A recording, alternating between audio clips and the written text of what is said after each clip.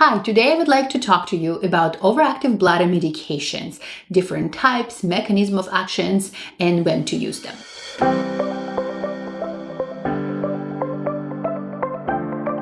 Overactive bladder is a condition when you experience urinary urgency, frequency, getting up at night, and sometimes experience leakage associated with that strong urge to go. And that happens because the bladder muscles contract uncontrollably, and our brain perceives those contractions as the urgency and signs that we need to start looking for the bathroom, even when your bladder is not full. And sometimes those contractions can get very strong that the urine just comes out.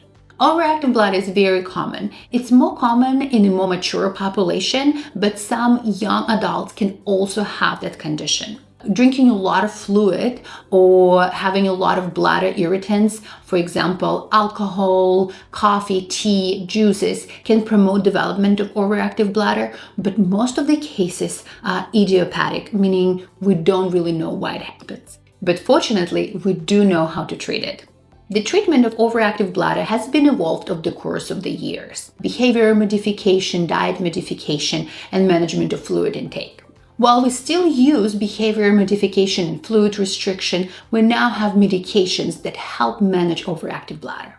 In the mid-20th centuries, the anticholinergic medication has been invented. And in 2000s, there is another medication was invented called beta-3 agonists. All overactive bladder medication have the same way of working. They relax bladder muscles and help to store urine for a longer period of time, preventing the contractions of bladder.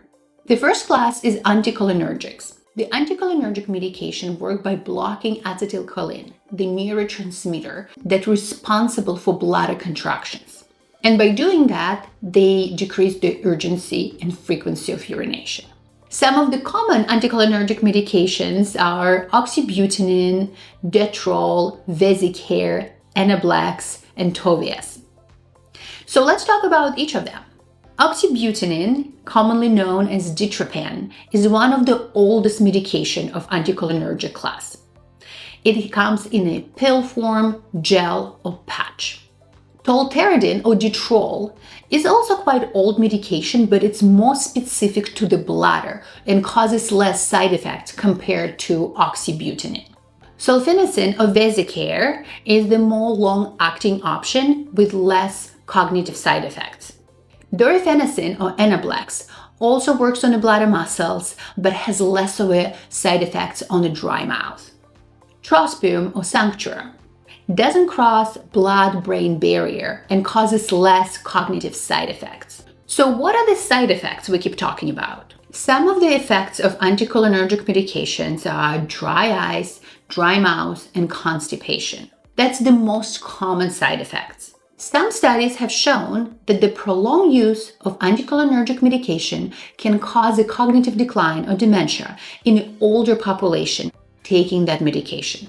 Despite all of these side effects, anticholinergic medication are widely used because they're very effective, very affordable, and majority of insurance companies cover those medications.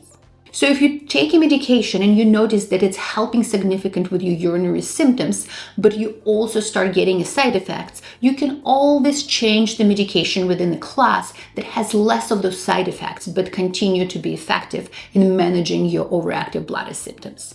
Another line of medications called beta-3 agonists. They also work on the bladder muscles, helping them relax and decrease the urinary urgency and frequency. There are two main medications in this class, Myrbetriq and Gymtesa. Myrbetriq has a side effect of potentially increasing the blood pressure, causing runny nose and some headache. Gymtesa has no side effects. So this medication has less side effects, but they're less likely to be covered by insurance because they're a newer class of medication and there is no generics available. So overall, overactive bladder medication can be a valuable option in treatment overactive bladder and can be a next step after trying behavior modification and fluid restriction and can significantly improve the quality of your life. So talk to your doctor if you're ready to start medication for your overactive bladder.